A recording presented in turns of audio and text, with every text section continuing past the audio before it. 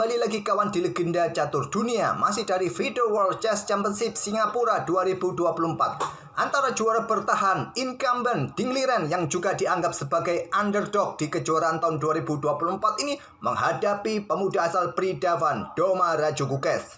Walaupun dianggap sebagai underdog di kejuaraan tahun ini kawan, tapi catatan bagus diperoleh oleh Ding Liren saat menghadapi Doma Rajugukes kawan. Di permainan klasikal sebelum kejuaraan dunia ini dimulai kawan, Ding Liren unggul 2 game dan 2 game lainnya berakhir remis. Di permainan cepat kawan, Ding Liren unggul 1 game dan 1 game lainnya berakhir remis. Baguslah catatan Ding Liren ini kawan sebelum kejuaraan dunia. Ditambah lagi kemenangan di game pertama, tentu Ding Liren sementara di atas angin, mematahkan prediksi spektator catur. Oke kawan, game kedua sekarang yang akan kita ulas. Game pertamanya Ding Liren menang dengan permainan French defense yang cukup ciamik kawan. Mampu menekan Gukes sejak awal pembukaan, menunda, tidak rokade untuk mempercepat akselerasi serangan di sisi menteri, dan seperti yang kita lihat kemarin, Ding Liren menang. Nah, di game kedua, sebagian kawan-kawan mungkin sudah tahu hasilnya seperti apa ya. Berakhir remis kawan. Dengan hasil remis ini, Doma Rajugukes cukup senang. Ya, terlihat dari komentar-komentarnya kawan bahwa kemarin itu hari yang bagus buat dia, pegang hitam, remis, merupakan hasil yang bagus di kejuaraan dunia.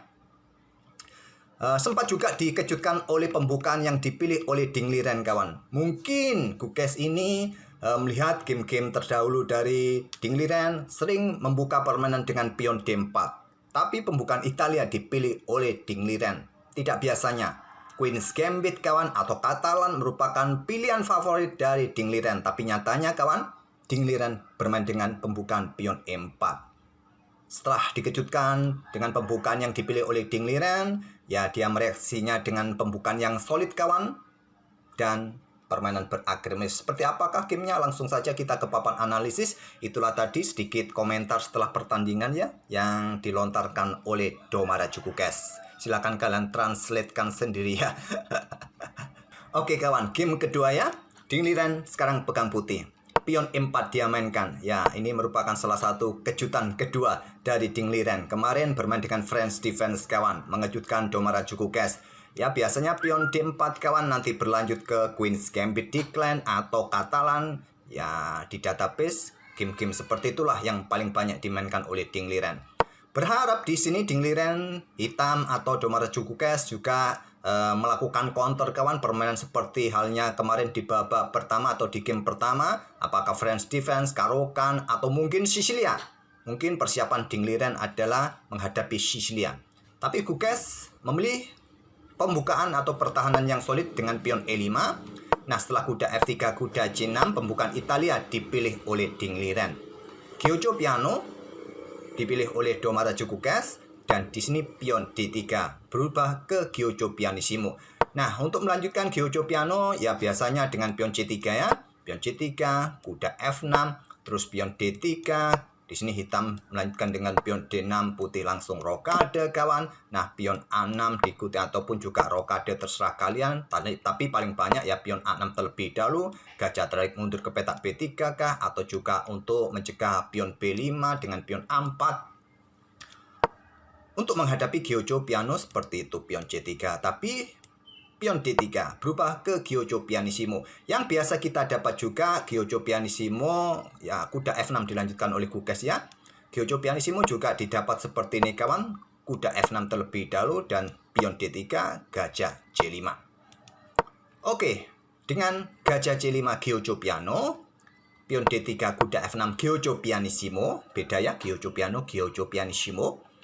Nah, di sini melanjutkan dengan langkah kuda C3. Atau juga kalian bisa bermain melanjutkan seperti tadi kawan, Giojo piano dengan pion C3 atau juga rokade biasanya dengan pion D6. Di sini kita akan membalas rokade, kemudian pion A6 ke Giojo piano lagi. Oke, kuda C3 pilihan dari Ding Liren. Nah, sekarang pion A6 terlebih dahulu, paling banyak dengan pion D6 kawan. Untuk perkuat posisi pion center, buka akses juga bagi gajah ini segera berkembang kawan. Apakah untuk pin kuda merupakan taktik pemain pos ronda seperti kita sangat suka taktik pin kawan. Nah, biasanya diikuti gajah akan keluar ke petak G5, pion H6, gajah mundur ke petak H4. Mungkin kalian lebih menyukainya. Pemain pos ronda paling lebih suka dengan taktik seperti ini. Kawan, kunci terus kuda ini, tapi paling banyak di posisi ini langsung melakukan pertukaran, ambil balik oleh menteri. Nah, kuda ke D5, menteri akan mundur kembali untuk menjaga petak C7-nya. Kembali lagi ke permainan aslinya, kawan. Ya, sekali lagi, kawan, ini adalah edisi kejuaraan dunia ya, seperti video kemarin. Durasinya panjang. 5 bulan sebelumnya, kawan, atau 6 bulan atau 8 bulan sebelumnya, durasi dari channel kami panjang-panjang. Rata-rata di atas 14 menit ke atas. Itu retensi penontonnya bagus. Setelah banyak yang protes ingin dikurangi, ya dikurangi kok malah penontonnya malah berkurang ya. Repot. Durasi panjang, penontonnya bagus, retensinya, CPM-nya juga bagus, tapi banyak protes. Setelah protesnya dituruti, ternyata retensinya malah turun, kawan. Apa solusinya, yuk? Nuruti penonton atau nuruti YouTube? Kalau nuruti YouTube, durasinya panjang, penontonnya banyak. Kalau nuruti penonton, YouTube-nya turun, penontonnya turun. Siapa yang tanggung jawab? Apakah yang protes-protes itu yang tanggung jawab? Oke, kawan, lanjut ya. Oke, kuda C3 dari Dingliren di sini. Nah, tadi bermain dengan pion A6, kawan. Tujuannya apa? Pion A6 tentu untuk dukungan bagi pion B5-nya, berikan tempat bagi sniper bersembunyi, atau juga untuk ini, kawan, antisipasi pergerakan gajah ke petak B5 saat dikejar oleh kuda. Dan Dingliren balas dengan pion A4 untuk kontrol petak B5, tidak memberikan kesempatan Domara Jukukes bermain dengan pion B5-nya. Nah, baru sekarang pion D6, Dingliren rokade. Kemudian di sini untuk antisipasi pergerakan gajah, kawan, langsung memainkan pion H6 di sini Domara Jukukes. Gajah E3, gajah E6, saling balas, saling tantang pertukaran sniper, kawan. Nah, di database yang ada paling suka, kawan, putih akan melanjutkan pertukaran. Entah gajah gelap terlebih dahulu, entah gajah terang terlebih dahulu. Ada juga yang memainkan kuda ke D5, putih menang, kawan. Dan ini merupakan salah satu opsi terkuat di posisi ini. Tapi Dingliren bermain dengan langkah yang lain. Dia memilih tipikal cara bermain yang sering dia mainkan, kawan, yaitu dengan pion A5. Sama seperti kemarin ya, dorong pion terus di sisi lajur A ini, kawan. Tapi langkah ini tidak disukai oleh engine, kawan. Dan ini merupakan langkah baru yang belum pernah terjadi sebelumnya di langkah ke-9 putih. Apa jalur terkuatnya pada posisi ini menurut engine? Jalur terkuatnya dengan kuda ke D5, kawan. Atau kuda ke petak D2. Nah, kalau ke petak D5 di sini mungkin akan terjadi baku hantam gajah pukul gajah E3 terlebih dahulu, kawan. Baru hitam akan rokade. Nah, putih bisa melanjutkan kembali manuver ke petak D2. Untuk membuka lajur F di sini, kawan. Membuka akses menteri juga kalau ingin keluar, kawan. Untuk menghindari tekanan juga dari gajah. Mungkin kuda H7, persiapan bermain dengan pion F-nya kah? Nah, bisa diikuti dengan pion C3 nanti. Banyak opsi juga, masih dalam posisi yang level juga di posisi ini. Atau melakukan pertukaran langsung di posisi ini, kawan. Yang juga dilakukan di game-game terdahulu. Tapi langkah kuatnya kuda petak D5 sentralisasi. Oke, tadi Dingliren bermain dengan pion A5. Hentikan pion B5, pion B6, kawan. Ekspansi di sisi menteri seperti kemarin. Tapi ini memberikan kesempatan bagi gajah hitam bermain di petak B4, tekan kuda, tekan pion. Tapi Jukukes memilih langkah terkuat lainnya dengan pertukaran gajah terang. Gajah pukul gajah C4. Kalau dengan gajah B4, sepertinya pion ini tidak bisa di backup lagi ya.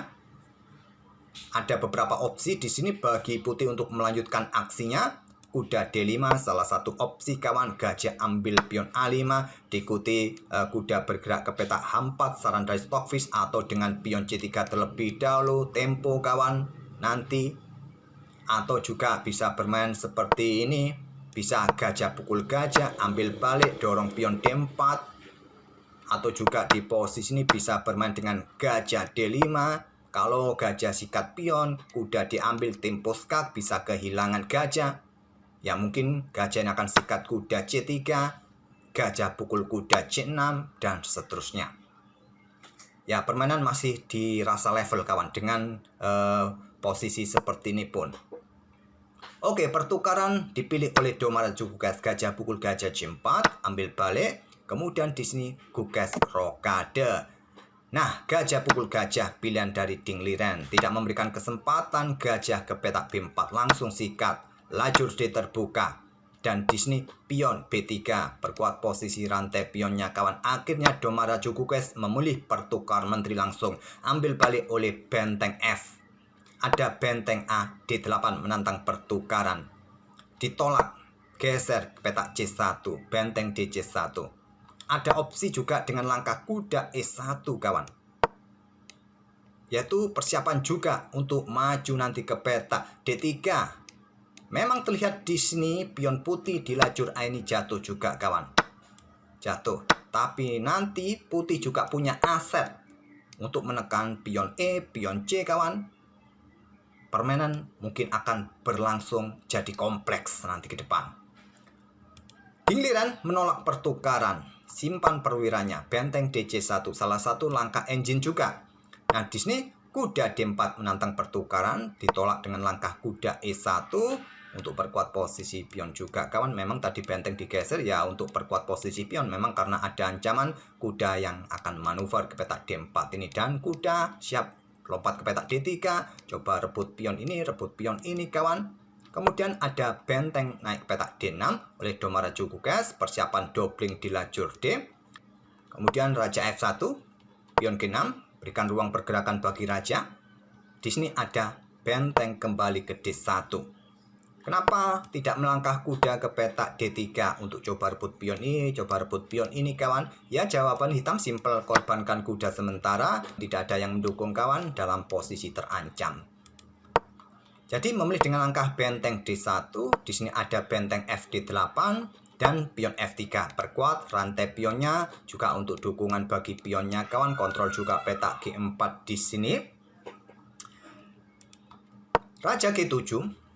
Raja F2, pion H5 tidak memberikan kesempatan kawan dengan pion G4, dan ada tantangan kuda E2 dari Ding Liren. Ditolak, mundur saja menantang pertukaran benteng. Kuda kembali petak C3, kuda kembali ke D4, dan di sini ada threefold repetition move kawan. Permainan berakhir di langkah ke-23. Kalau tidak salah ada aturan tidak boleh ada kesepakatan remis di bawah langkah ke-40 kawan. Tapi cara seperti inilah salah satu cara untuk mendapatkan remis cepat dengan langkah berulang, repetition move kawan. Threefold repetition move. Oke, itulah kawan, game kedua berakhir remis. Ini membuat Gugas lumayan puas kawan. Saat pegang hitam bisa menahan juara dunia Ding Liren. Sudah cukup bagi Gugas. Ya, masih panjang perjalanan kawan. Masih 13 game lagi. Oke, semoga bisa menghibur kalian, dan kita akan bertemu di video-video berikutnya. Jangan lupa mampir ke channel kedua admin ya, Catur Mini. Bisa kalian bantu untuk subscribe-nya lebih satset lagi. Di situ kita ulas game-game brutal ya. Ya, salah satu bentuk akomodasi admin bagi kawan-kawan yang ingin melihat game-game brutal dengan analisa yang singkat. Terima kasih, kita akan bertemu di video-video berikutnya. Wassalamualaikum warahmatullahi wabarakatuh.